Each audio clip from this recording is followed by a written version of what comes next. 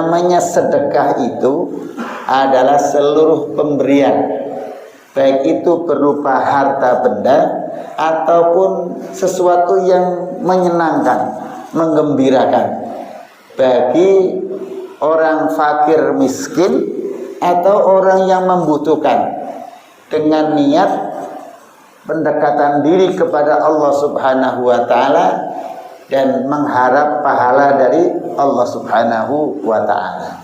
Ini semuanya tadi. Karena apa?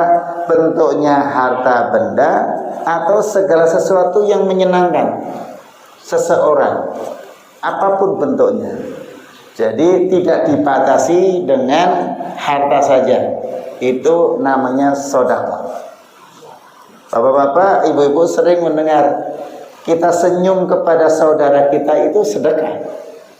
Maka banyak-banyaklah bersenyum.